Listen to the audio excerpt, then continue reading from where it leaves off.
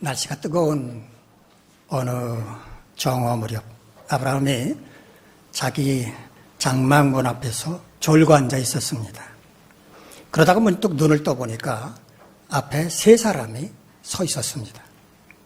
놀란 아브라함이 달려나가 땅에 엎드린 다음에 우리 집에서 대접을 받고 가십시오 라고 공손하게 권했습니다. 아브라함은 그 사람들이 누구인지 모르고 그렇게 행동을 했지만 성경은 하나님께서 아브라함을 찾아가셨다고 말합니다. 아브라함은 신속하게 송아지를 잡아 요리를 하고 버터와 우유와 빵을 준비해서 손님들을 극진히 대접했습니다. 용성한 대접을 받고 난 그 사람들이 아브라함에게 이렇게 말했습니다. 당신 부인 사라는 지금 어디 있습니까? 그 사람들이 아내 이름까지 아는 것을 보면서 아브라함은 속으로 생각을 했습니다. 이 사람들이 하나님이 보내신 천사가 아닐까? 아브라함은 아내 사라는 장막에 있다고 말했습니다. 당시 사회에서 결혼한 아내는 외간 남자를 대면하지 않는 것이 관습이었기 때문입니다. 그때 사라는 이 손님들하고 멀리 떨어지지 않은 장막의 문 뒤에서 대화를 듣고 있었습니다. 그들이 다시 아브라함에게 말했습니다. 내년 이맘때 우리가 다시 여기를 찾아올 것이요. 그때 사라에게는 아들이 있을 겁니다. 이때 사라의 나이가 90세였습니다. 아브라함은 100세가 코앞이었습니다. 사라는 뱅긋이 웃으며 속으로 이렇게 생각을 했습니다. 아니, 나나 남편이나 늙어 빠졌는데 무슨 아들을 낳는단 말이야. 그때 그 사람들이 아브라함에게 다시 말합니다. 아니, 부인 사라가 우리 나이가 얼마인데 아들을 낳겠느냐고 말합니까? 하나님께 불가능한 게 있습니까? 내년 이맘때 다시 여기 올 겁니다. 그때 사라에게 아들이 있을 겁니다. 이쯤 되자 사라는 문 뒤에서 계속 듣고만 있을 수가 없었습니다. 그래서 그 사람들에게로 나가서 엎드려서 이렇게 말했습니다. 저는 웃지 않았습니다. 그랬더니 그 사람이 아, 그래요? 그랬을까요? 아니요. 당신은 웃었습니다. 라고 말했습니다. 사라가 빙그레 웃은 거는 사실이었기 때문에 그 다음 할 말이 없었습니다. 천사들이 아브라함 집을 떠나면서 행선지를 말해줬습니다. 지금 소돔과 고모라의 죄악이 너무 크기 때문에 우리가 가서 실상을 보고 그 땅을 멸하려고 합니다. 아브라함 가슴이 철렁 내려앉았습니다. 소돔 땅은 조카 롯이 살고 있는 곳이었기 때문입니다. 어떻게 해서든지 그 땅이 멸망하지 않도록 막아야 했습니다.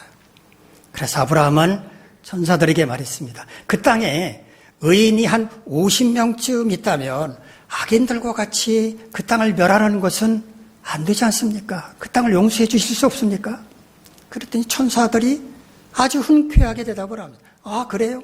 의인 50명이 있다면 용서하겠습니다. 아브라함 생각했습니다.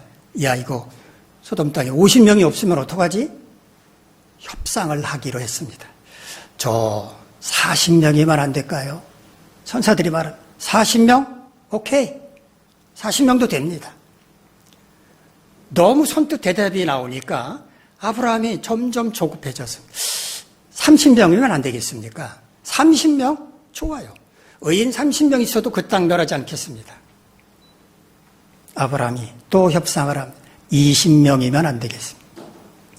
20명이라도 괜찮습니다. 아브라함이 마지막으로 말했습니다. 죄송합니다. 제가 마지막으로 한 번만 더 요청합니다. 의인 10명이면 안 되겠습니까? 천사가 말합니다. 그 땅에서 의인 10명만 찾으면 내가 그 땅을 용서하리다. 아브라함과 천사들과의 협상은 그것으로 끝이 났습니다. 그런데 소돔 땅 어떻게 됐습니까? 의인 10명이 없어서 그 땅 여호와과 불로 멸망당하고 말았습니다. 오직 살아남은 것은 롯과 그의 아내와 그의 2딸뿐이었습니다. 피신하던 롯의 아내는 세상에 미련이 남아서 뒤를 돌아보았다가 소금 기둥으로 변하고 말았습니다.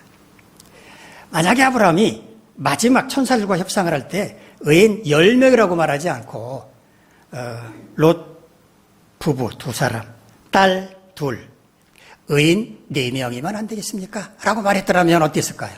어쩌면 천사들이 그 말도 들어줄지도 모르겠다라는 생각을 해봅니다.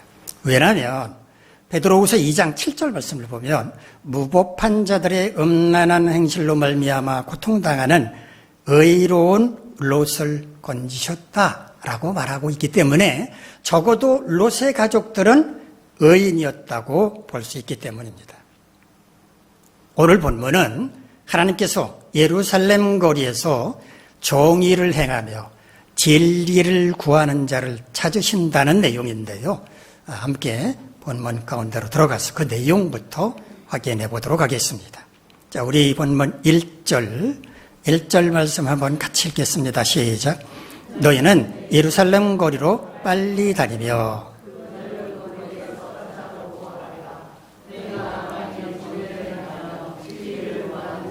한 사람이라도 찾으면 내가 이 성읍을 용서하리라. 행한다. 우리말로 행한다라고 번역한 히브리어는요, 아샤흐란 말인데 만들다, 제조하다, 실행한다 이런 뜻입니다. 입으로만 정의를 외치는 자가 아니라 실제로 정의를 실천하며 살아가는 사람을 찾아봐라 그 말입니다. 구한다라고 우리말로 번역한 히브리어는요, 바까쉬란 말인데 잃어버린 것을 찾는다는 뜻입니다. 얻으려고 노력한다 그런 뜻도 있습니다.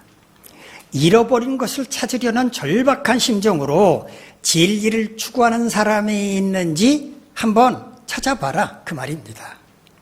만약에 예루살렘에서 정의를 실천하며 사는 사람, 진실한 마음으로 간절한 마음으로 진리를 추구하는 사람 한 사람을 찾는다면 내가 예루살렘을 용서하겠다라고 말씀을 하시는 겁니다. 자, 이 말씀을 들을 때 여러분은 어떤 생각이 드십니까? 예루살렘 거리에서 과연 이런 사람을 찾을 수 있을까요? 아마 찾을 수 없을 것입니다. 그러면 이런 사람 한 사람만 있어도 예루살렘을 용서하시겠다고 말씀하시는 하나님의 진짜 속마음은 뭘까요? 하나님이 보시기에 예루살렘에는 이런 사람이 한 사람도 없다는 겁니다. 2절에서 5절은 예루살렘에 거하는 사람들의 실상이 어떤지를 말씀하고 있는데요. 2절을 보면 그들이 여호와께 살아계심을 두고 맹세할지라도 실상은 거짓 맹세다 라고 말씀을 합니다. 우리는 정의를 실천하며 살고 있습니다. 진리를 추구하며 삽니다 라고 하나님을 향해서 맹세를 하면서 말한다고 할지라도 말짱 거짓말이라는 말입니다. 3절을 보면 주의 눈이 진리를 찾지 아니하시나이까 라고 말하고 있습니다. 하나님은 누가 진리를 행하는지 누가 진리를 추구하는지 눈여겨 살펴보고 계신다는 겁니다. 그런데 이스라엘 백성들의 실상은 어떤가? 예루살렘 주민들은 어떤가? 주님께 얻어맞으면서도 아픈 줄 모르고 멸망할 정도로 징계를 받으면서도 깨닫지 못하며 뻔뻔스럽게도 하나님께 돌아오는 걸 싫어한다고 말합니다. 4절을 보면 선지자는 이스라엘 백성들에게 실망을 한 채 이렇게 말합니다. 이 백성은 비천하고 어리석으며 하나님의 길이 무엇인지도 모르고 하나님의 법이 무엇인지도 모른다라고 탄식을 합니다. 비천하다라고 우리 말로 번역한 히브리어는 딸이라는 말인데요. 하잘것 없고 부족하고 힘없는 것을 가리키는 말입니다. 어리석다라고 번역한 히브리어 야알이란 말은 우매함이 드러난다, 어리석음이 나타난다라는 뜻입니다. 이스라엘 백성들은 누군가 하나님께서 친히 선택하신 백성으로서 존귀하고 지혜로운 사람들이었음에도 불구하고 지금은 하잘것없고 우매한 자들로 전락하고 말았다는 겁니다. 5절을 보면 선지자는 지도자들에 대한 기대를 품었다고 말합니다. 그들은 그래도 지도자들이니까 하나님의 길이 뭔지 알고 하나님의 법이 뭔지 알겠지. 이런 희망을 가지고 그들을 찾아가 봤는데 그들도 하나같이 곱비 풀린 망아지처럼 굴레를 벗어버린 말처럼 날뛰고 있다고 한탄하고 있습니다. 그들 역시도 하나님의 명령을 지키지 않았다는 겁니다. 백성들이나 지도자들이나 거기 똑같았다는 말입니다. 하나님은 과연 이런 이스라엘 백성들을 어떻게 하실 것인가? 우리 본문 6절 말씀, 6절 함께 읽겠습니다. 시작. 그러므로 수풀에서 나오는 사자가 그들을 죽이며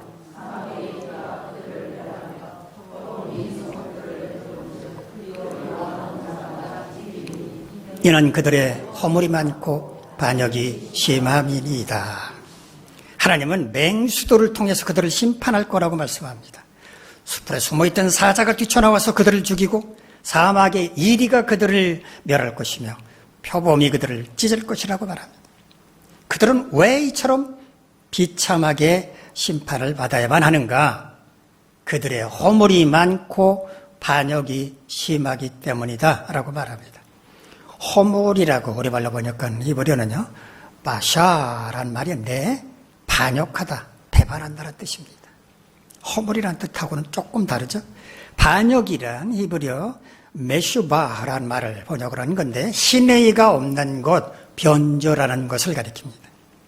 그들은 손바닥을 쥐듯이 신의를 저버리는 사람들, 하나님의 명령을 보란듯이 배반하는 자들로 도무지 믿을 수 없는 자들이라는 겁니다. 그래서 하나님의 심판을 받아 마땅하다고 말합니다.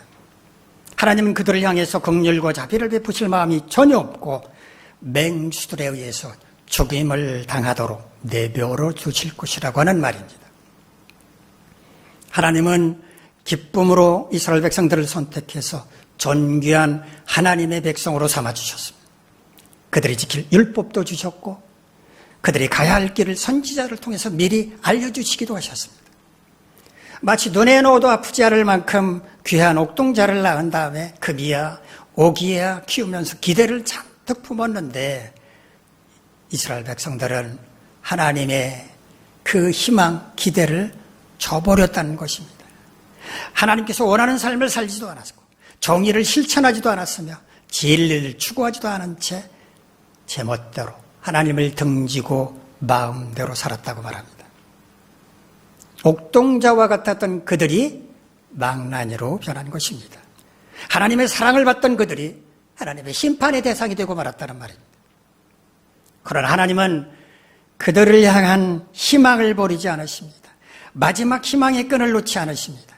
만약에 정의를 실천하며 진리를 추구하는 단 한 사람이라도 찾는다면 예루살렘을 용서하시겠다고 말씀을 하십니다. 하나님께서 말씀하신 이 한 사람, 과연 예루살렘에서 찾을 수 있었을까요? 정의를 실천하고 진리를 추구하는 진짜 의인 한 사람을 찾으려고 했다면 아마 찾지 못했을 것입니다. 하나님도 그걸 아시고 한번 찾아봐라 라고 말씀을 하신 겁니다. 그러나 하나님께서 말씀하신 이 한 사람 속에는 비록 지금은 하나님을 배반하고 죄악의 자리에 머물러 있지만 진정으로 그 삶을 회개하고 하나님께로 돌아오려는 사람, 앞으로 정의를 실천하며 진리를 추구하며 살 사람까지 포함하는 것이라고 저는 생각을 합니다. 하나님은 죄악으로 가득한 세상 가운데서 한 사람의 희망이라도 찾기를 원하시기 때문입니다. 그러므로 우리는 하나님께서 찾으시는 한 사람이 되어야 합니다. 하나님께서 찾으시는 한 사람은 누굽니까? 정의를 실천하고 진리를 추구하며 사는 사람, 즉 의로운 사람, 의인을 가리킵니다. 그렇다면 하나님께서 찾으시는 한 사람이 되려면 우리는 어떻게 살아야만 할까요? 첫째는 회개를 생활화해야 합니다. 회개란 죄로부터 돌이켜서 죄를 씻는 것입니다. 지난주에 말씀드린 것처럼 대오각성을 통해서 자신에게 어떤 죄가 있는지를 깨닫고 하나님께 용서를 구하는 것이 회개입니다. 과유불급이란 말이 있습니다. 정도가 지나치면 미치지 못함만 못하다. 미치지 못한 것과 같다. 즉 너무 과하게 되면 차라리 하지 않은 것만 못함으로 적당히 중용을 지키는 것이 좋다. 그런 의미로 사용하는 말이 바로 과유불급입니다. 어떤 분은 저에게 이렇게 말하고 싶을지 모르겠습니다. 목사님, 지난주도 그렇고 요즘 회개에 관한 말씀을 너무 자주 하는 것 아닙니까? 하지만 회개에는 과유불급이라는 말이 적용되지 않습니다. 아무리 자주 회개한다고 해도 문제될 것이 전혀 없기 때문입니다. 다다익선이라는 말이 있죠. 많으면 많을수록 좋다는 뜻입니다. 회개에는 다다익선이라는 말이 어울립니다. 자주 하면 할수록 더 정결하고 의롭게 살아갈 수 있기 때문입니다. 잠자리 들기 전에 회개하는 시간을 갖는 것이 좋습니다. 조용히 하루를 돌아보면서 일기를 쓰면서 회개하는 시간을 가지면 더욱 좋겠지만 그럴 형편과 여건이 되지 않는다면 그냥 잠자리에 들어서 눈을 감은 채 하루를 돌아보면서 회개해도 괜찮습니다. 아마 그렇게 하면 훨씬 편안하게 잠잘 수 있을 것입니다. 잘한 일에 대해서는 기뻐하고 만족해하고 잘못한 일에 대해서는 반성하고 회개를 한다면 우리의 수면의 질도 훨씬 좋아질 것이기 때문입니다. 하나님께서 찾으시는 한 사람이 되려면 회개한 이후에 의롭고 정결한 상태를 계속 유지해야 합니다. 한번 가정을 해봅시다. 하루 종일 열심히 땀을 흘리며 일을 하고 나서 저녁에 깨끗하게 시원하게 샤워를 하고 옷을 갈아입었습니다. 그런데 막 그때 전화벨이 울립니다. 공사 감독, 현장 감독이 지금 급한 일이 생겼으니까 빨리 현장으로 나와야 되겠습니다. 말하라고 한다면 자, 어떨까요? 아이고 그렇습니까? 감사합니다 하고 나갈 사람이 얼마나 될까요? 지금 깨끗하게 씻고서 새 옷으로 갈아입었는데 다시 나오라고 하네. 짜증이 이만큼 올라오겠죠? 뭐 어쩔 수 없어서 현장으로 달려가긴 하겠지만 입이 대빠른 나와가지고 투덜거릴 게 뻔합니다. 사람이라면 누구나 깨끗하게 씻고 난 다음에는 그 상태를 계속 유지하고 싶어 합니다. 자신의 더러운 죄를 회개하고 깨끗한 상태가 되었다면 그 상태를 계속 유지하는 것이 굉장히 중요합니다. 그렇게 하려면 죄를 짓지 않도록 노력해야 합니다. 깨끗한 옷을 입고 난 다음에 그 옷이 더럽혀지지 않도록 하려면 어떻게 해야 합니까? 옷이 더러워질 만한 곳에는 가지 않아야 합니다. 또 옷이 더러워질 만한 행동 하지 않도록 조심해야 합니다. 베드로후서 2장 22절을 보면 베드로 사도는 거짓 선생들을 조심하라면서 이렇게 말합니다. 참된 속담에 이르기를 개가 그 토하였던 것이 돌아가고 돼지가 씻었다가 더러운 구덩이에 도로 누웠다 하는 말이 그들에게 응하였도다. 아무리 개라지만 자기가 토한 걸 자기가 털어먹고 아무리 돼지라지만 몸을 깨끗하게 씻고 난 다음에 더러운 구덩이에 그대로 눕는다니 얼마나 미련합니까? 거짓 선생들은 개나 돼지나 다름없다는 말입니다. 왜냐하면 더러운 죄를 회개하고 예수 그리스도를 통해서 의로운 자가 되었다면 그 상태를 잘 유지하는 것이 마땅함에도 불구하고 진리를 저버리고 거짓을 따라간다면 개나 돼지나 다를 게 뭐가 있느냐라는 말입니다. 그러므로 회개선이 그걸로 끝이다라고 생각하지 말고 그 상태를 잘 유지하는 것이 굉장히 중요하다는 말입니다. 이것은 우리의 결단이 필요합니다. 자기 자신과의 싸움이라고 생각해도 좋습니다. 참새가 방앗간을 그냥 지나가랴라는 말이 있습니다. 참새에게 방앗간은 유혹의 장소입니다. 먹이가 즐비하게 널려있기 때문입니다. 참새가 방앗간에 들려서 먹이를 먹는다고 방앗간 주인이 노발대발하지도 않습니다. 참새가 먹어봐야 얼마나 먹겠는가 신경도 쓰지 않습니다. 그러니 참새가 방앗간에 들러서 먹이를 먹는 것은 참새가 크게 잘못하는 것도 아니고 또 방앗간 주인에게 큰 손해가 나는 것도 아닙니다.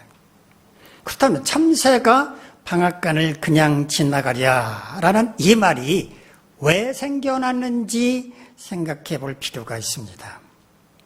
참새는 방앗간이라고 하는 유혹을 이길 수가 없는 존재라는 비아냥거림, 비하가 담겨있는 말입니다. 즉 참새는 절대로 방앗간을 그냥 지나가지 못한다. 만약에 참새가 방앗간을 들려서 그냥 지나간다면 내가 손에 장을 지지겠다. 이렇게 말하는 것입니다. 참새가 들으면 얼마나 자존심 상할 말입니까? 어떻게 나를 줏대도 없는 새로 여기는 거냐고 화를 낼 만도 합니다. 참새가 방앗간을 그냥 지나가랴라는 말은 자기 변명을 하기 위해서 자주 사용하는 말이기도 합니다. 어쩔 수 없는 일이었다고 변명할 때 이런 말을 합니다. 그러나 회개한 이후에 의롭고 정결한 상태를 계속 유지해 가는데 이런 변명은 통하지 않는다는 말입니다. 참새가 방앗간을 그냥 지나가랴라고 말하면서 유혹 앞에 속절없이 무너지는 자기 자신을 변명하라고도 하지 말라는 말입니다. 참새도 방앗간을 그냥 지나가지 않는다는 걸 보여주리라 라고 투지 어린 자신의 결단을 보여줘야만 한다는 겁니다. 이런 투지와 결단이 없다면 회개한 이후 의롭고 정결한 상태를 계속 유지하는 것은 어렵다는 말입니다. 세 번째, 하나님께서 찾으시는 한 사람이 되려면 소극적인 의인이 아니라 적극적인 의인으로 살아가야 합니다. 앞에서 회개한 이후에 정결한 삶, 의로운 삶을 사는 것이 중요하다라고 말씀을 드렸는데요. 이런 삶은 소극적인 의인으로 사는 것이라고 말할 수 있습니다. 더 이상 죄를 짓지 않고 의롭게 살기는 하지만 그 상태 그대로 현상 유지만 하려는 것이라고 볼 수 있기 때문에 이것은 소극적인 의인으로 살아가는 것입니다. 그런데 하나님은 그 상태로 살아가는 것을 원치 않으십니다. 거기서 한 걸음 더 나가서 더 적극적으로 의인답게 살기를 바라십니다. 오늘 본문에서 하나님은 예루살렘 거리를 다니면서 정의를 행하고 진리를 추구하는 한 사람을 찾으면 예루살렘 성을 용서하시겠다고 말씀하셨습니다. 정의를 행하고 진리를 추구하며 사는 사람, 이 사람이 바로 적극적인 의인입니다. 죄를 짓지 않고 의로운 상태로 가만히 앉아만 있는 사람이 아니라 적극적으로 의를 실천하며 살아가는 사람입니다. 야고보서 2장 26절에서 야고보는 이렇게 말합니다. 영혼 없는 몸이 죽은 것 같이 행함이 없는 믿음은 죽은 것이니라. 사람은 몸과 영혼으로 구성되어 있죠. 만약에 우리가 죽으면 우리 몸에서 영혼이 떠나갑니다. 하나님께로 돌아갑니다. 자, 영혼이 떠난 우리의 몸은 빈 껍질과 같습니다. 아무것도 아닙니다. 행함이 없는 믿음도 영혼이 떠난 몸과 같다는 것입니다. 그러니까 행함이 없는 믿음은 믿음이 아니라는 말입니다. 야고보서 2장 15절로 16절에서 야고보는 이렇게 말합니다. 어떤 형제나 자매가 헐벗고 그날 먹을 것조차 없는데 그들에게 평안히 가서 몸을 따뜻하게 하고 배부르게 먹으라고 말할 뿐 그들에게 필요한 것을 주지 않는다면 무슨 소용이 있겠습니까? 나는 의인이다 라고 말만 떠버린다고 의인이 아닙니다. 의인답게 정의를 실천하며 살아가고 진리를 추구하며 살아갈 때 그 사람을 의인이라고 부를 수 있는 겁니다. 세상을 변화시키려면 이렇게 적극적으로 의의를 실천하며 살아가야 마땅하다는 말입니다. 여러분 혹시 이렇게 생각하지는 않으십니까? 나 한 사람 의롭게 산다고 세상이 변하겠어? 계란으로 바위를 친다고 바위가 꿈쩍이나 하겠어? 부질없는 짓일 뿐이야. 로마서 5장 19절에 이런 말씀이 있습니다. 한 사람이 순종하지 아니하므로 많은 사람이 죄인된 것 같이 한 사람이 순종하심으로 많은 사람이 의인이 되리라. 아담 한 사람의 불순종으로 인해서 모든 인류의 죄가 시작된 것처럼 예수 그리스도 한 분이 하나님의 뜻에 순종함으로 십자가 달려 돌아가심으로 많은 죄인이 의인이 될 수 있는 길을 열어놓으셨다는 말씀입니다. 한 사람이 중요하다는 말입니다. 복음성가 가운데 나로부터 시작되리라고 하는 복음성가가 있는데요. 그 가사를 소개해드리면 이렇습니다.